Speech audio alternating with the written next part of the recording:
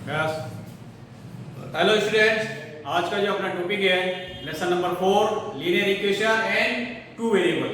इससे पहले हमने एक वीडियो बनाया था, उसमें हमने 4.1, 4.2 और 4.3 के कुछ क्वेश्चन किए थे, और इस वीडियो में हम 4.3 के जो बाकी के क्वेश्चन हैं हम उनको सॉल्व करेंगे, और उससे आगे वाले क्वेश्चन भी हैं 4.4 के, उसको भी हम देखेंगे। तो देखिए 4.3 के ये क्वेश्चन है, क्वेश्चन नंबर 3। इससे पहले वाला क्वेश्चन हम पहले वाले वीडियो में बता चुके हैं, देख लेना आप, ठीक है। If the point 3, 4 lies on the graph of the equation 3y equals to ax plus 7, find the value of a। Question क्या है हमारे पास, एक लीनियर इक्वेशन दे रखी है 3y equals to ax plus 7। ये लीनियर इक्वेशन है। इस लीनियर इक्वेशन में एक वेरिएबल है a, इसकी वैल्यू हमें फाइंड करनी है। a की वैल्यू हमें फाइंड करनी है। अब a की वैल्यू फाइंड करने के लिए हमें और क्या क्या है, ये रखें 0.34। ये क्या है 34, ये इस जो लाइन है इसके ऊपर लाइज हो रहे हैं, तो इसका मतलब ये किसकी वैल्यू है हमारे पास, x की और ये y की। जो भी ये लाइन का इक्वेशन दे रहा है लीनियर इक्वेशन, उसमें x और y की वैल्यू आपके पास 3 और 4 है, तो यहाँ पे x और y की वैल्यू हमें क्या पुट करनी है। ये देखिए यहाँ पे 3 into y की वैल्यू कितनी है हमारे पास 4, और a into x की वैल्यू है 3 plus 7, ठीक है। तो यहाँ पे देखिए a जो बच रहा है वेरिएबल, सिर्फ इस लाइन में सिर्फ a ही बच रहा है, और इसकी वैल्यू हमें फाइंड करनी है। ये हो गया आपके 12 3a plus 7, ओके। अब क्या करना है, 7 को आप ट्रांसफर करके निकालिए, ये 12 minus 7 equals to 3a। देखिए क्या बचता है यहाँ पे, a 3a equals to 12 minus 7 5 हो गया, then a equals to 5 upon ये a की वैल्यू हमारे पास आ गई, ठीक है। क्वेश्चन समझ में आ गया आपके, लीनियर इक्वेशन दे रखी है, उसमें हमें a की वैल्यू फाइंड करनी थी, और हमारे पास x और y की जो वैल्यू है वो हमने पुट करके a की वैल्यू फाइंड कर ली। अब देखिए नेक्स्ट क्वेश्चन है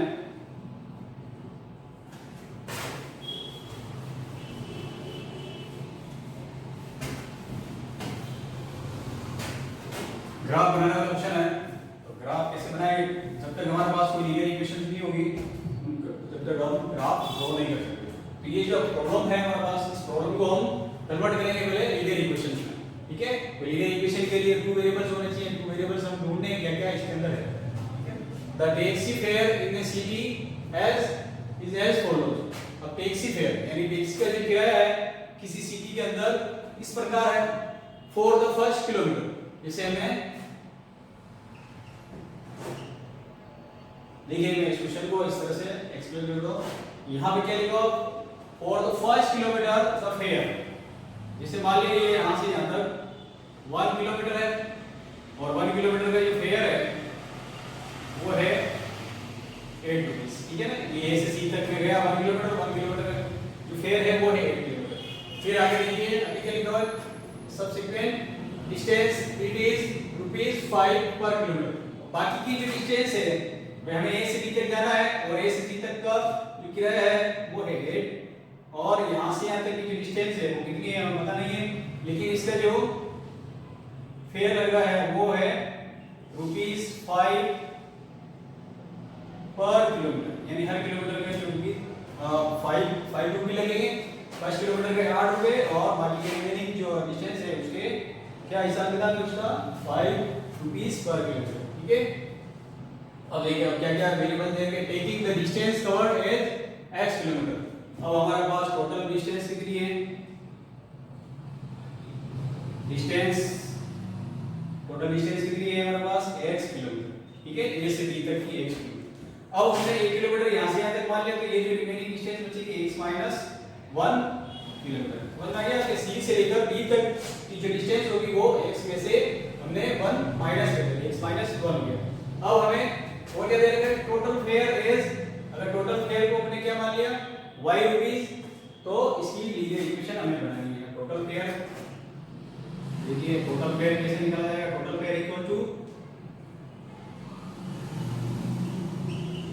फेयर ऑफ फर्स्ट किलोमीटर या 1 किलोमीटर, फर्स्ट किलोमीटर, ठीक है। तो फर्स्ट में ए से सी तक का जो गिरा था वो, और सी से D and fair of remaining distance, ठीक है। ये टोटल फेयर को क्या माना है यहाँ पे y, तो यहाँ पे टोटल फेयर की वेरिएबल के लिए क्या लिखना है हमको y। Fair of first kilometre का किराया कितना है 8 रुपीस, तो ये 8 रुपीस लिख दीजिए। फेयर ऑफ रिमेनिंग डिस्टेंस, ठीक है। अब रिमेनिंग डिस्टेंस कितनी है x माइनस 1, और इसका जो फेयर है वो है 5 रुपीस पर किलोमीटर, यानी इतने x माइनस 1 किलोमीटर है और पर किलोमीटर का आपको 5 रुपीस देना है। x माइनस 1 किलोमीटर का कितना हो जाएगा, x माइनस 1 में मल्टीप्लाई हो जाएगा 5। अब आप इसको कैलकुलेट कर लीजिए, 8 और 5 का मल्टीप्लाई इसमें किया 5x माइनस 5, और इसको आप क्या कर सकते हैं 5x और 8 माइनस 5, ठीक है ना। तो ये हमारे पास फाइनली एक लीनियर इक्वेशन आ जाएगी जो इस क्वेश्चन के अंदर पूछी गई है, ठीक है। तो ये हमें वापस ऊपर लिखनी है और इनको इस लीनियर इक्वेशन का ग्राफ इसमें ड्रॉ करना है। तो सबसे पहले जो प्रॉब्लम थी उसको हमने लीनियर इक्वेशन इस तरह से चेंज किया। अब देखिए इसका ग्राफ हमको बनाना है, बहुत इजी है।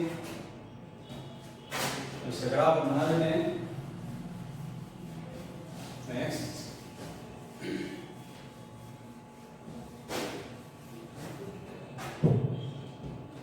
now y equals to 5x plus 3, ये हमारे पास एक लीनियर इक्वेशन है। अब इस लीनियर इक्वेशन को किसमें कन्वर्ट करना है, हमको ड्रॉ करना है ग्राफ। 1 2 3 वैल्यू हमें फाइंड करनी है। तो यहाँ पे x और y की वैल्यू क्या क्या रखेंगे, हमारा question y is equal to, जैसे यहाँ पे इस तरफ क्या आ रहा है x, ठीक है ना। तो x की वैल्यू आप क्या क्या पुट करें 0 1 -2 ऐसे कुछ भी वैल्यू पुट कर सकते हैं, ठीक है ना। 0 1 -1 2 -2 3 माइनस कुछ भी आप वैल्यू पुट कर सकते हैं, इंटीजर वैल्यू।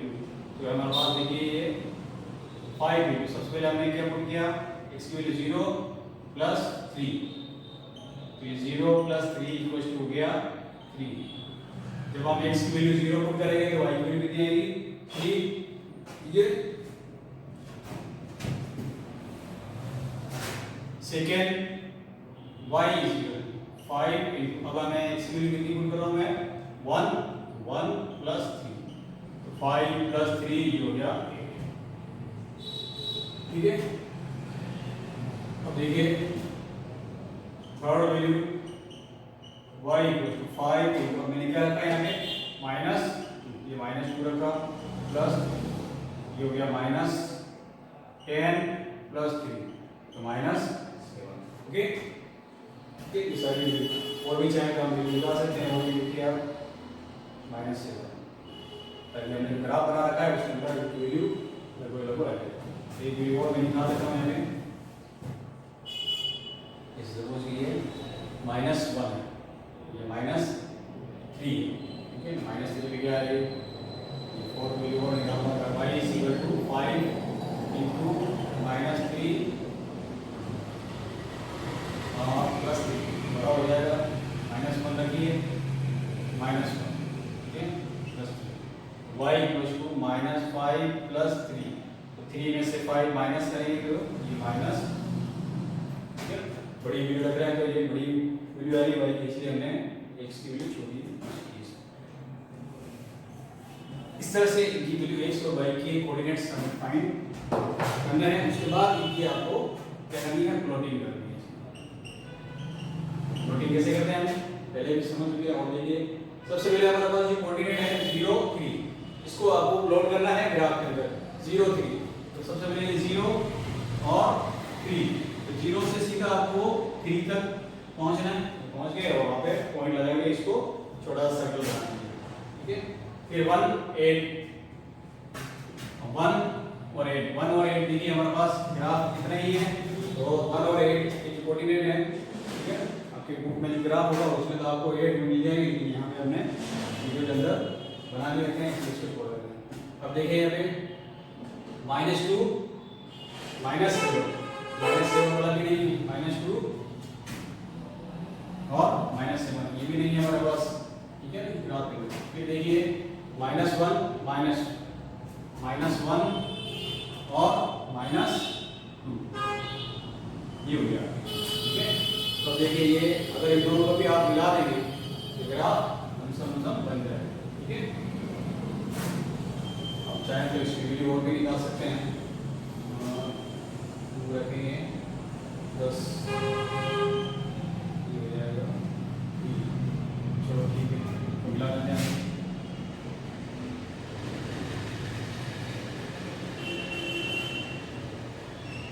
इस तरह से इसका ग्राफ ड्रॉ, ठीक है। ये information and draw the it's graph.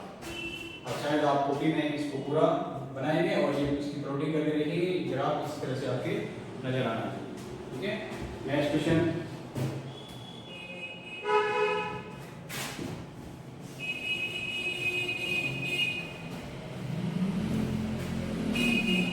में भी हमें ग्राफ ड्रॉ करना है। क्वेश्चन क्या है, next question, Yamini and Fatima, ठीक है ना, दो गर्ल्स हैं Yamini and Fatima, Yamini and Fatima two girls हैं। अब दोनों ने क्या किया, दोनों क्लास 9 की स्टूडेंट्स हैं, ठीक है, और टुगेदर कंट्रीब्यूट ₹100।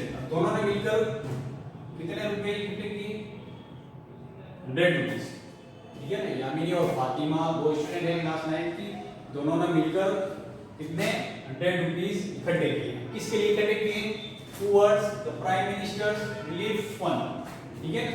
एक रिलीफ फंड है, प्राइम मिनिस्टर रिलीफ फंड है, उसकी वो किसके लिए काम करता है, हेल्प द अर्थक्वेक विक्टिम्स, ठीक है ना। जो अर्थक्वेक में यानी किसी भी डिजास्टर में जिनको नुकसान होता है उनके नुकसान को भरपाई करने के लिए ये फंड है, प्राइम मिनिस्टर फंड, ठीक है ना, प्रधानमंत्री राहत कोष इसको बोलते हैं हिंदी में। उसमें पैसा जमा करने के लिए उन दोनों ने कितना कंट्रीब्यूट किया, ₹100। Right any equation which satisfy this data. अब एक इक्वेशन बनानी है जो इस डाटा को सैटिस्फाई करे। You may take their contributes as ₹X and Y, ठीक है ना। अब इसमें ये लिख रखा है कि यामिनी द्वारा कितने रुपए लिए, ठीक है ना, X और फातिमा का मान लिया Y। इन दोनों ने मान लिया, यामिनी ने कितने दिए X और फातिमा ने कितने दिए Y, और दोनों ने मिलाकर टोटल कितने हुए। तो हमारे पास ये लिखी गई इक्वेशन होगी X + Y = 100, ठीक है। तो दोनों ने दो बिल्स हैं, दोनों ने मिलाकर ₹100 दिए, तो हमारे पास इक्वेशन ये बन गई। अब इसका ग्राफ ड्रॉ करना है। ग्राफ ड्रॉ करने के लिए हमें क्या करना पड़ेगा, टेबल से हमें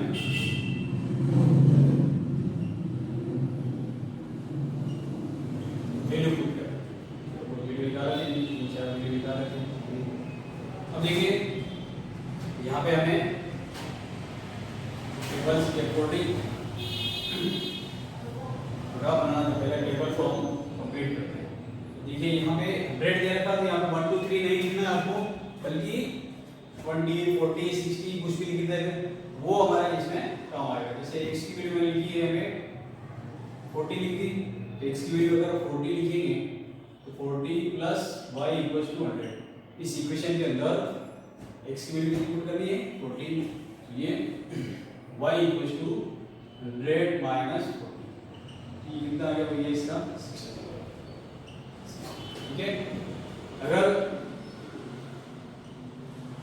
x की वैल्यू कितनी है 50, ठीक है ना, 50 + y = 100, y = 100 - 50, ये 50 आ जाएगा, ठीक है। और जैसे ये 70 कर दिया इसमें कंट्रीब्यूट x के द्वारा, तो ये थर्ड वैल्यू आ जाएगी हमारे पास 70 + y = 100, y = 100 - 70, y = 30, ठीक है। अब आप चाहे और भी निकाल सकते हैं, ठीक है, मेरे हिसाब से ये काफ़ी हो गया, और भी चाहे जरूरत पड़ेगी इसमें लिखेंगे। अब देखिए हमारे पास ग्राफ इसका ड्रॉ करना है, तो हमारे पास 40 60 50 ऐसे नहीं है, तो क्या करेंगे, ये 1 है, इसको हम 10 20 30 40 50 60 इस तरह से ये कन्वर्ट कर सकते हैं। ठीक है, और इधर भी जितनी डिस्टेंस उधर है उतनी उनकी -10 -20, ठीक है, अगर जरूरत भी पड़ेगी इनकी, और इसमें भी आपको ध्यान देता हूँ मैं 10 20 30 40 50, ठीक है, और इसमें भी बात है 60 तक है, 60 तक लास्ट पॉइंट भी मैंने मार्क कर दिया 60। ठीक है, अब देखिए इसका ग्राफ ड्रॉ करना है 40 और 60। सबसे पहले कोऑर्डिनेट कौन से हैं, 40 और 60। 40 इसकी वैल्यू है x की, ये 40, और 40 के करस्पॉन्डिंग जो y की वैल्यू है वो कितनी है 60, तो आपको 40 से सीधा 60 पर जाकर पॉइंट को मार्क करना है। इसी तरह से 50 ये 50 एंड देन 50 से सीधा आप 50 की लाइन में ऊपर तक जाएंगे और ये 50, ठीक है। इस तरह से 70 30 70 एंड 30, ठीक है। अब हम तीनों को आप इसके करके आप ज्वाइन करेंगे, ये एक लीनियर इक्वेशन के जो ग्राफ है वो आ जाएगा। ठीक है, आप चाहे तो इस ग्राफ के ऊपर क्या लिख सकते हैं, x + y = 100, ठीक है, ये इसका ग्राफ ड्रॉ है। आप इसको भी बनाएंगे तो और भी अच्छा लगेगा। ठीक है, आप देखते हैं नेक्स्ट क्वेश्चन, लास्ट क्वेश्चन।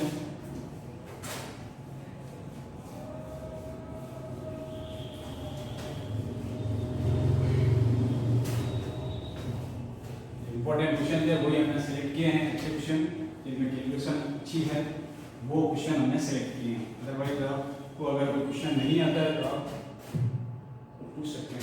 ठीक है,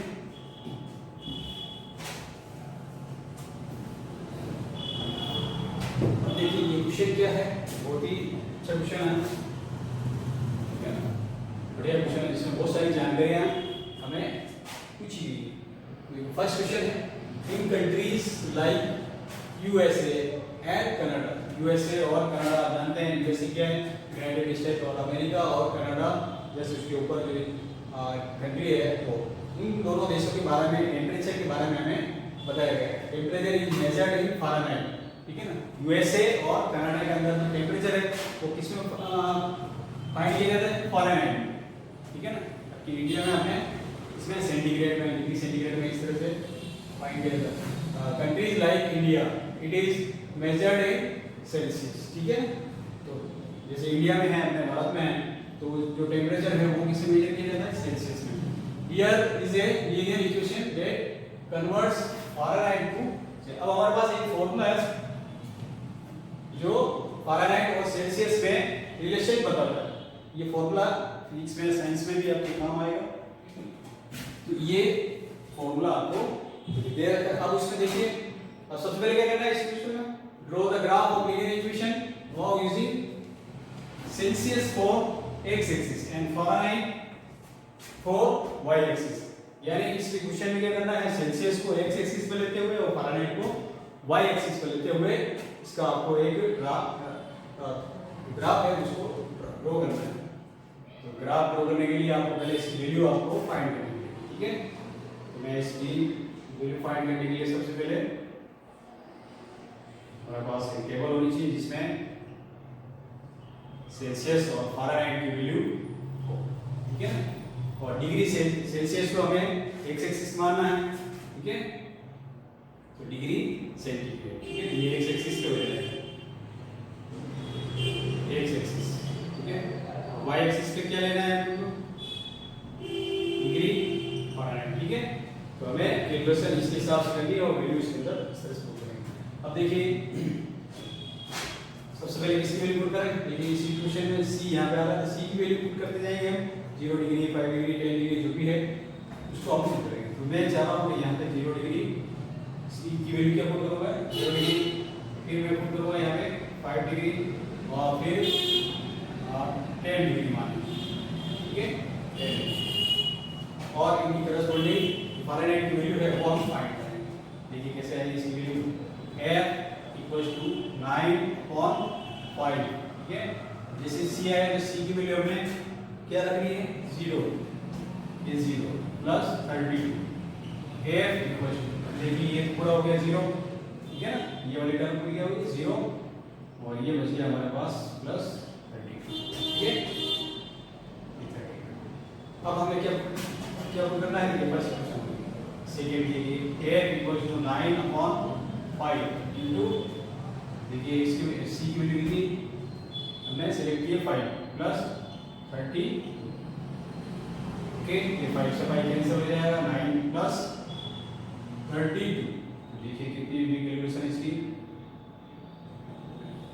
41, ठीक है, ये आ जाएगा यहाँ पे 41 और एक वैल्यू और है, इसको भी अपन फाइंड कर लेते हैं। F equals to 9/5 into C, C के लिए मैंने यहाँ पे 10, ये 10 प्लस 30, F इक्वल्स टू, ये करिए कैंसिल हो जाएगा यहाँ पे 9 इनटू 2 प्लस 2, पहले आप कैंसिल करके इसको सोल्व करेंगे और फिर मल्टीप्लाई करेंगे इसका, ये हो जाएगा 18 प्लस 30, ये आ जाएगा हमारे पास 50, ठीक है। आप चाहें तो माइनस की वैल्यू भी लिख सकते हैं, पहली की वैल्यू क्या हो सकता है, प्लस भी हो सकता है, माइनस भी हो सकता है, तो -10 -5 ये वैल्यू भी पुट करके आप कैलकुलेशन कर सकते हैं। अब हमारे पास सारी वैल्यू पॉजिटिव है, हम इनको अब इनका ग्राफ हम ड्रॉ करेंगे,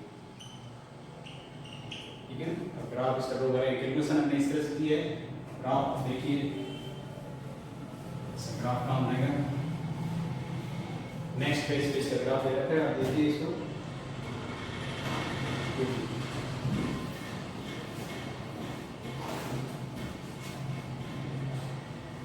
तो हमारे पास टेबल है और उसमें कोडिंग वैल्यू इसकी ग्राफ वैल्यू है। अब देखिए 0 डिग्री 32 5 41 10 50 यहाँ पे नहीं है, तो हम क्या करते हैं इसको 10 की लेवल्स में कन्वर्ट कर देंगे इसको, 30 40 50 60, ठीक है। हालांकि है ना ये 0 5 10 इसके लिए यही है, तो y की वैल्यू दी है, y की वैल्यू है 50 तक है, 50 तक यहाँ देखिए 10 20 30 40 एंड 50, ठीक है। हमारा जो ग्राफ के अंदर टेबल के अंदर जो वैल्यू है वो सही सही इसके अंदर रहेगी। उसके बाद आप चाहें इसको भी -10 -20 -40 इनको भी आप -10 -20 इस तरह से आप इसको लिखना है आपको ग्राफ में, ठीक है। तो भी आपको क्या करना है -20 इस तरह से, जब भी आप कॉपी बनाएंगे इसको -20 -30 -40 -50 इस तरह से आप ग्राफ में सारी प्लॉटिंग करेंगे जो भी पॉइंट्स कह रहे हैं। तो सबसे पहले कोऑर्डिनेट है हमारा 0 32 0 एंड 30, 32 बाय 30 और इसके बाद आपको 2 ये दो जो लाइन है आपको काउंट करनी है, ये यहाँ पे 32 मिल जाएगा आपको, फर्स्ट पॉइंट हमारा 3 के बाद आपको 2 लाइंस और काउंट करनी है छोटी वाली, ये 32 यहाँ मिल जाएगा, ये 5 और 5 का नहीं 5 और 40 इससे 5 का होगा ये 0 और 10 के बीच में, ठीक है, ये 5 हो गया। अब 5 से आपको कहाँ जाना है 41, 5 से सीधा आपको इसी वर्टिकल डिस्टेंस 41, तो यहाँ से ये 1 लाइन आपको काउंट करनी है, ये 40, ठीक है। उसके बाद 10 एंड 50 50 वाला भी है, 10 वाला भी है, ठीक है। अब देखिए आप इसके अंदर के तीनों को जब आप ऐसे ड्रॉ करेंगे तो तीनों एक ही स्ट्रेट लाइन के अंदर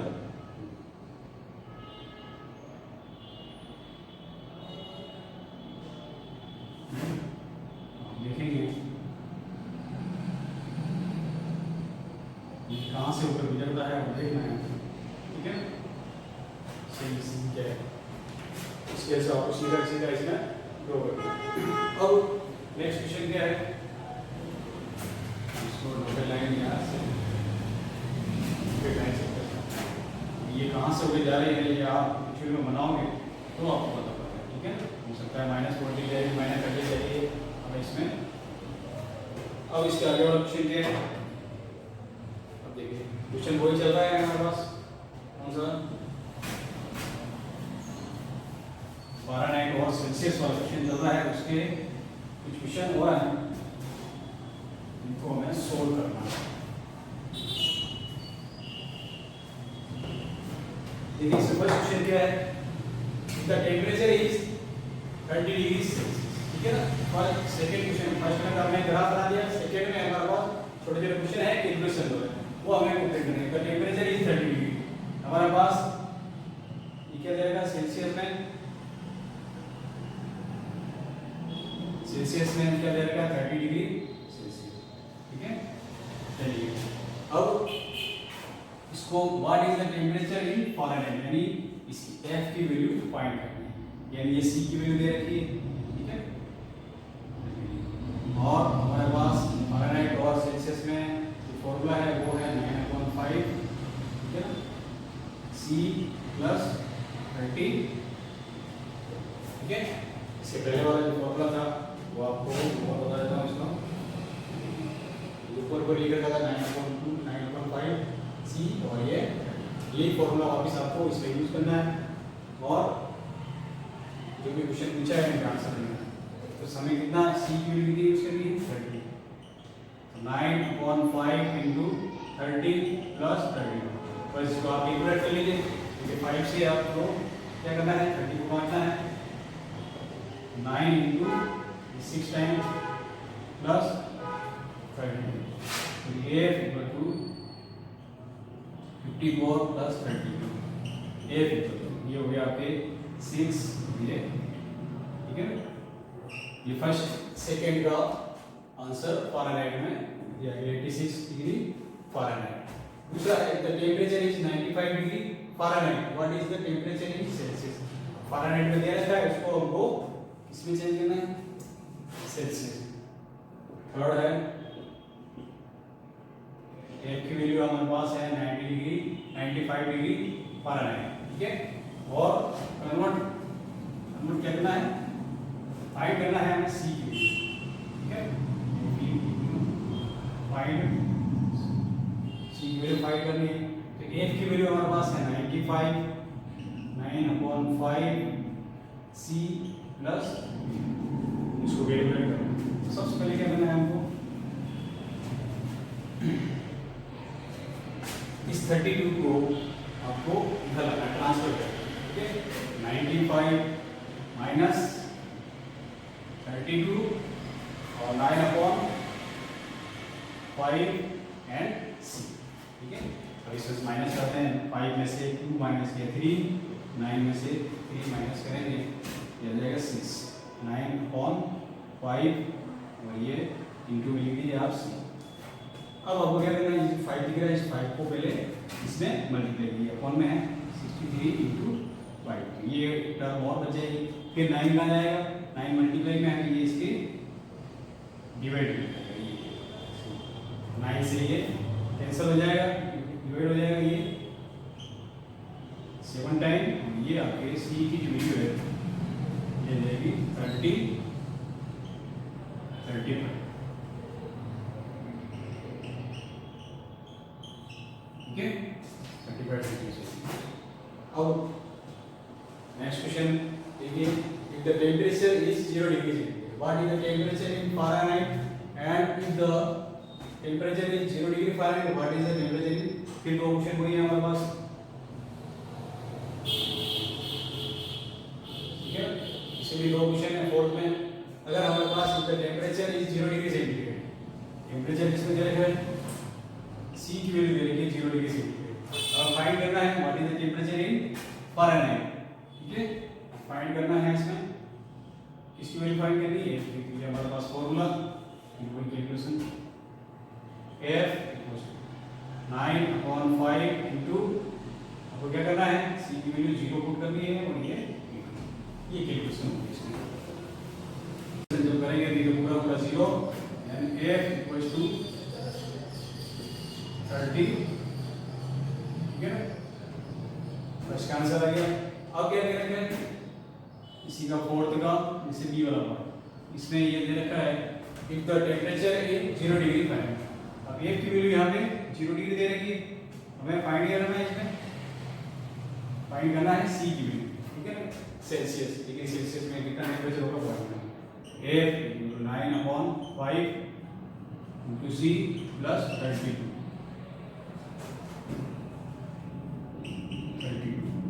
यानी एफ, अब देखिए एफ की वैल्यू कितनी देंगे, एफ की वैल्यू है हमारे पास 0 और 9/5 c प्लस 32, क्या करेंगे 32 को आपको इधर लाना है माइनस 32, ठीक है, और हमारे पास रिमेनिंग टर्म इधर बच रही है 9/5 c, ठीक है, 5 को आप इधर मल्टीप्लाई कर दीजिए 32 into 5 9 c, फिर 9 को और भेजिए इधर, ये आ जाएगा, ठीक है, अब देखिए मल्टीप्लाई कर दीजिए, ये हो जाएगा 10 190, ठीक है, 190 में आपको इसका डिवाइड करना है 9 का और इसके आंसर ये जो भी आने वाला है, ठीक है, इक्वेशन आप करेंगे इसकी कितना आते हैं, ठीक है ना, इसकी इक्वेशन आप करेंगे कितना आता है,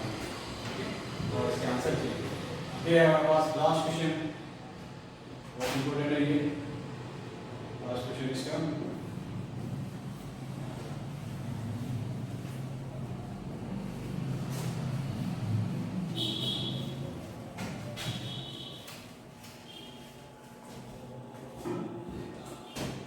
अब देखिए लास्ट बहुत important, is there a temperature which is numerically the same in both Fahrenheit and Celsius, ठीक है, अब यहाँ पे ये कंडीशन देखिए, इफ एफ एंड सी की जो वैल्यू है वो इक्वल है, यानी फारेनहाइट की वैल्यू और सेल्सियस की जो वैल्यू है वो दोनों इक्वल है, सेम, ठीक है, तो उनको फाइंड करना है तो कितने डिग्री पे होंगे, सी की वैल्यू भी आपको डिग्री फाइंड करनी है, एफ की वैल्यू भी आपको सी में फाइंड करनी है।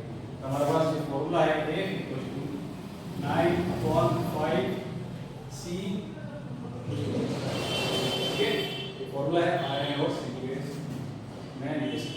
अब सबसे पहले क्या करना है, हमारे पास क्या है गिवन एफ इक्वल टू सी, तो यहाँ पे हम सी एफ की वैल्यू क्या पुट करेंगे सी 9/5 एंड सी प्लस, ठीक है, अब इसी लाइन में आपके क्या वन वेरिएबल सी है, यहाँ पे भी सी है, तो क्या करेंगे 9/5 सी को इस पूरी टर्म को हम इसमें ट्रांसफर करके इधर C minus 9/5 into C equals to 30, ठीक है, अब देखिए यहाँ पे इक्वेशन, अब यहाँ पे एलसीएम आपको लेने पड़ेंगे 5, ये हो गया 5 सी माइनस 9 सी, ठीक है, एलसीएम लिया 5 का मल्टीप्लाई सीधा इस कर दिए 5 सी माइनस 9 सी, यहाँ पे देखिए 5 में से 9 माइनस करेंगे माइनस 4 सी,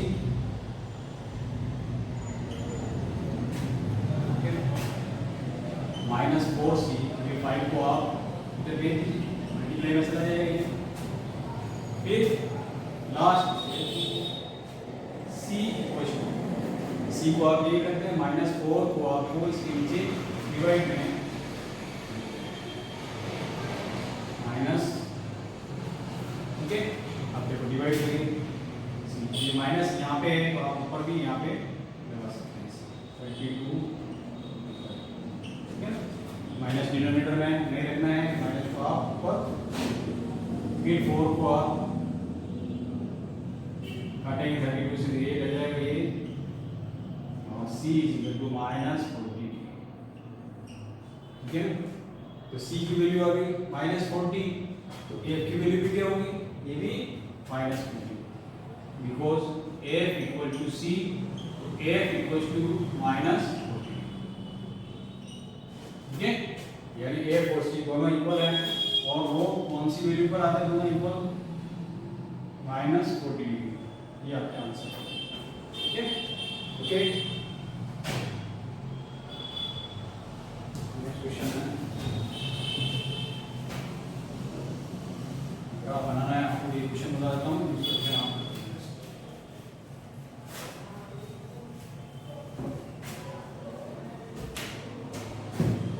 देखिए 4.4 का question, give the geometric representation of y is equal to 3 as an equation in one variable। One variable का मतलब आपको जो दे रखा है y is equal to 3, उसी के अकॉर्डिंग इसका ग्राफ बनाना है। y is equal to 3 को आपको प्लॉटिंग करनी है सिर्फ, तो y is equal to 3 कहाँ है, y is equal to 3 ये y एक्सिस है, y एक्सिस है तो आपके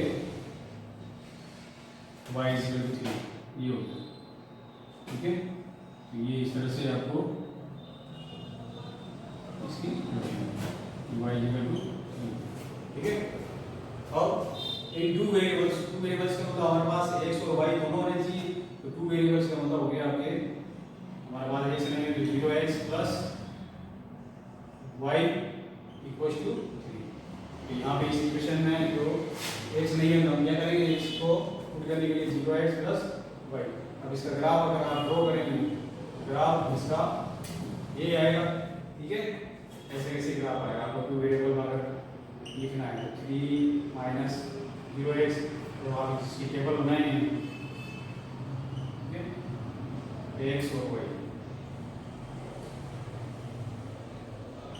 आप x की जगह कुछ भी लिख दीजिए, जैसे 1 लिख दिया तो ये 1 0 into 1 1 हो जाएगा, ये 3 आएगा, 2 लिख दिया है, ठीक है ना।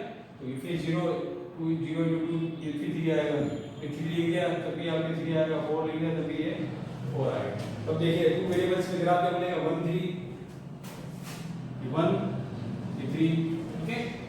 अब फिर 2 3 ये 2 और ये 3 3 3 ये 3 एंड 3 4 4 ये 4 और ये 3 और ये 4 हो गया है यहाँ पे, और ठीक है 4 पे जो भी है वो भी, देखिए ये सब एक ही लाइन पर आप इसके लाइन पर लाइज हो रहा है। तो आप वन वेरिएबल बनाएंगे तो भी कोई लाइन आएगी, टू वेरिएबल लेके बनाएंगे तो भी कोई लाइन आएगी, ठीक है। अब इससे आपका ऑप्शन है वो भी इसके जैसे सेम क्वेश्चन है, इसलिए उस क्वेश्चन को आपको खुद को सोल्व करना है, बहुत इजी क्वेश्चन है, ठीक है ना। अब इस क्वेश्चनों को आपको खुद को सोल्व करना पड़ेगा दोबारा, और मैक्सिमम प्रैक्टिस आपको ग्राफ बनाने की करनी है। ग्राफ को बनाने के लिए पहले जो भी क्वेश्चन दे रखी उनको आपको टेबल बनाना सीखना पड़ेगा, टेबल में वैल्यू कैसे पुट करते हैं, कैसे भी प्लॉटिंग करते हैं, ये आना चाहिए मेन, ठीक है। बाकी क्वेश्चन क्या है क्या नहीं है हम और एक्सप्लेन कर देंगे, ओके। कोई प्रॉब्लम आए तो आप क्वेरी कर सकते हैं, ठीक है।